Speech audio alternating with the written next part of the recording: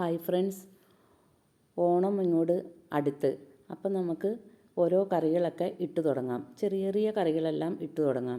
അല്ലെങ്കിൽ ഒരുമിച്ചിടുമ്പോഴത്തേനും വീഡിയോ അങ്ങോട്ട് ഒത്തിരി നീണ്ടു പോകും.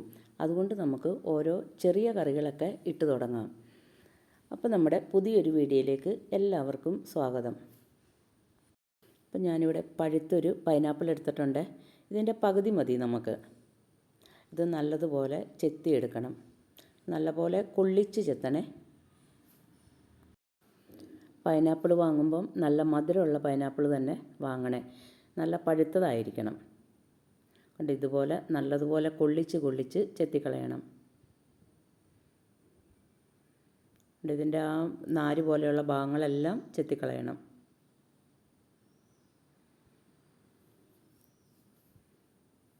ഇനി നമുക്കിത് മുറിച്ചെടുക്കാം. കണ്ട ആ കറുത്ത ഭാഗങ്ങളെല്ലാം ഞാൻ ചെത്തിക്കളഞ്ഞേ. എന്നിട്ട് നല്ല കനം കുറച്ച് അരിഞ്ഞെടുക്കണം. ഇപ്പോൾ ഈ പൈനാപ്പിളിന് നല്ല മധുരമുണ്ട്.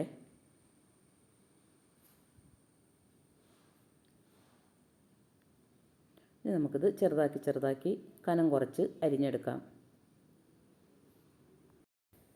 അപ്പോൾ ഇങ്ങനെ ഈ പൈനാപ്പിൾ കൊണ്ടുള്ള കറിയൊക്കെ വെക്കുമ്പം തലേ ദിവസം ഉണ്ടാക്കി വെക്കുന്നതാണ് നല്ലത്. അന്നേരമാണ് ഇത് നല്ലൊരു ടേസ്റ്റായിരിക്കും. ആ ഉപ്പും പുളിയും മധുരവും എല്ലാം ഇറങ്ങി കിട്ടുമ്പോഴത്തേനുമാണ് ഇതിൻ്റെ ആ ടേസ്റ്റ് ഇങ്ങോട്ട് തന്നെ. അപ്പോൾ അതുകൊണ്ട് ഓണത്തിന് തലേ ദിവസം തന്നെ ഉണ്ടാക്കി വെക്കുന്നതാണ് നല്ലത്. നമ്മൾ ഫ്രിഡ്ജിലൊന്നും വെക്കണ്ട. ഇതെല്ലാം ഇങ്ങനെ കനം കുറച്ച് അരിഞ്ഞെടുക്കാം.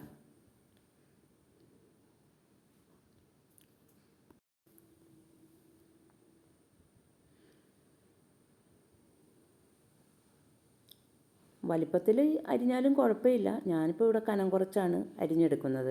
അപ്പോൾ ഞാനിവിടെ 3 പച്ചമുളക് എടുത്തിട്ടുണ്ട്. നല്ല മൂത്ത പച്ചമുളക് കേട്ടോ, നല്ല എരിവാണ്.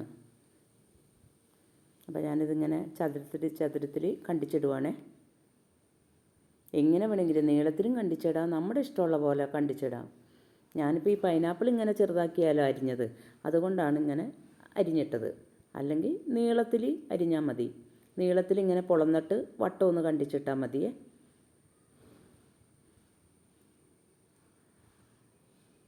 ഇനി നമുക്കിതിലേക്ക് ഒരു തണ്ട് കറിവേപ്പിലയും കൂടെ ഇട്ട് കൊടുക്കാം. അപ്പം നമുക്കൊരു പാത്രത്തിലേക്ക് ഇട്ട് കൊടുക്കാം അടപ്പത്ത് വെക്കാനായിട്ട്. അപ്പം മൺചട്ടി ഉണ്ടെങ്കിൽ അതിൽ വെക്കുന്നതാണേ നല്ലത്. എനിക്കിപ്പോൾ ഉപയോഗിച്ച മൺചട്ടിയുള്ളേ, ഈ മീൻകറിയൊക്കെ വെച്ച ചട്ടി എൻ്റെ അടുത്തിരിക്കുന്നത്. അതുകൊണ്ടാണ് ഞാൻ ഈ പാത്രത്തിൽ വെച്ചത്. ഇനി ഇതിലേക്ക് ഒത്തിരി വെള്ളമൊന്നും ഒഴിക്കണ്ട. കുറച്ച് വെള്ളം ഒഴിച്ചാൽ മതി. 1/2 ഗ്ലാസ് വെള്ളം ഒഴിച്ചാൽ മതിയേ.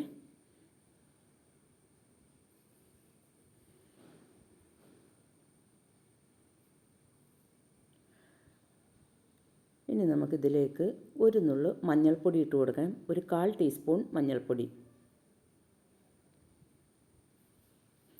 ഇനി നല്ലതുപോലെ ഒന്ന് ഇളക്കി കൊടുക്കണേ. ഞാനിപ്പോൾ അതൊന്ന് ചുറ്റിച്ചെടുക്കുക ചെയ്തേ. ഇനി നമുക്കിത് മൂടി വെച്ച് വേവിക്കാം.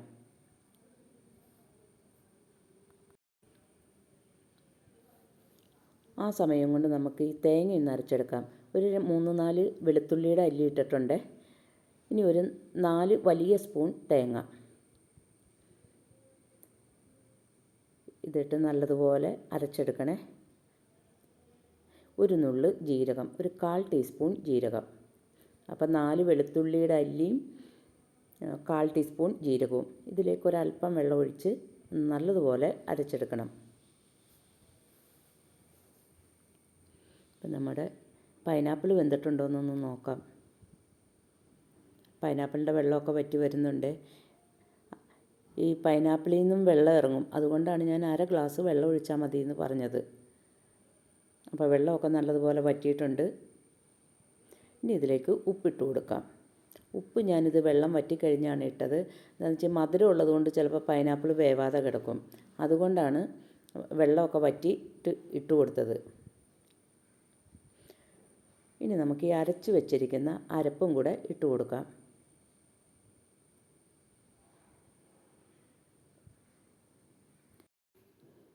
അപ്പോൾ തേങ്ങയും ജീരകവും വെളുത്തുള്ളിയും കൂടെ അരച്ചതാണ്.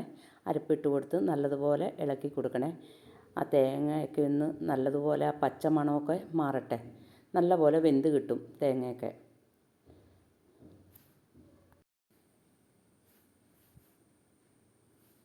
അപ്പോൾ തേങ്ങയുടെ ആ പച്ച മണമൊക്കെ നല്ലതുപോലെ മാറിക്കിട്ടണേ. അപ്പോൾ ഈ വെള്ളവും തേങ്ങയുടെ ഈ അരപ്പിൻ്റെ വെള്ളം ഉണ്ടല്ലോ, അത് നല്ലതുപോലെ ഒന്ന് വറ്റിക്കിട്ടണം. തീ കുറച്ചിട്ടിട്ടാണ് ഞാൻ ഇളക്കി കൊടുക്കണേ. അപ്പോൾ തേങ്ങയുടെ പച്ചമണമൊക്കെ ഒന്ന് നല്ലതുപോലെ മാറിക്കിട്ടട്ടെ.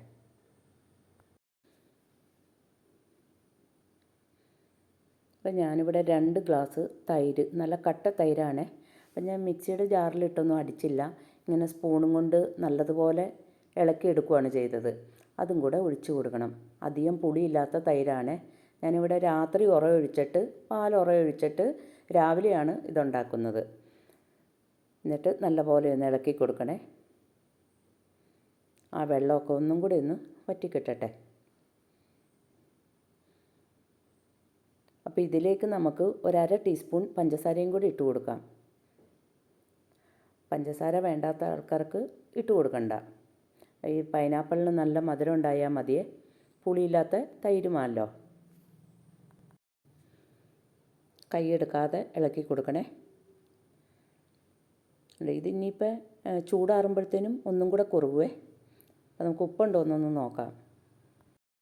അപ്പോൾ ഉപ്പ് ഇത്തിരി കുറവാണ്. ഒരല്പം ഉപ്പും കൂടെ ഇട്ട് കൊടുക്കാം. നമ്മൾ പൈനാപ്പിൾ വേവിച്ചപ്പോഴാണ് ഇത്തിരി ഉപ്പിട്ടത്. എന്നിട്ട് നല്ലപോലെ ഇളക്കി കൊടുക്കണം. നല്ലപോലെ കുറുകി വരുന്നുണ്ട്.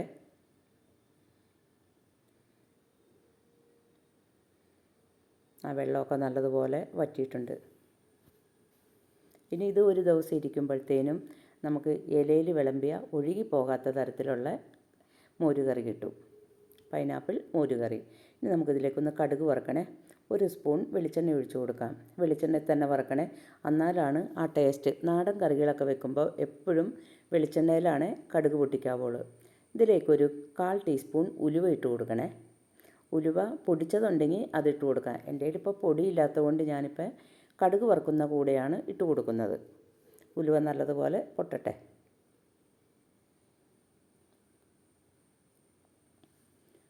ഉലുവ പൊട്ടി വരുമ്പോഴത്തേനും 1/2 ടീസ്പൂൺ കടുകും കൂടെ ഇട്ട് കൊടുക്കണം.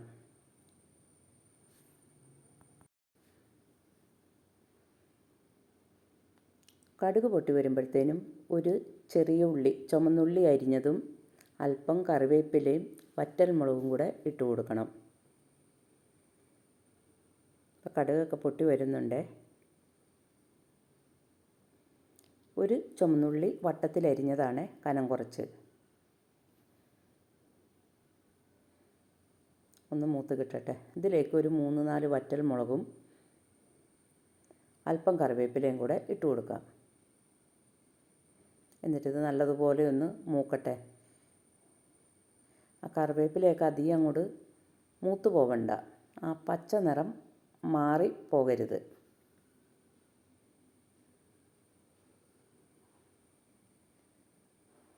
ഇനി നമുക്കിത് പൈനാപ്പിൾ കിച്ചടിയിലേക്ക് ഒഴിച്ചു കൊടുക്കാം. അപ്പോൾ ഇങ്ങനൊരു പൈനാപ്പിൾ കിച്ചടി ഉണ്ടാക്കാൻ ആരും മറക്കരുത്. ഓണത്തിന് തലേ ദിവസം തന്നെ ഉണ്ടാക്കി വെക്കണേ. അപ്പോൾ ഇന്നത്തെ ഞങ്ങളുടെ വീഡിയോ ഇഷ്ടപ്പെട്ടെങ്കിൽ ലൈക്ക് ചെയ്യാൻ മറക്കരുത്. അതുപോലെ തന്നെ ആദ്യമായിട്ട് കാണുന്നവരുണ്ടെങ്കിൽ ഒന്ന് സബ്സ്ക്രൈബും കൂടെ ചെയ്യുക. ഇനി നമുക്കിതൊരല്പം നേരം ഒന്ന് മൂടി വെക്കാം. അപ്പോൾ എല്ലാവർക്കും താങ്ക് യു.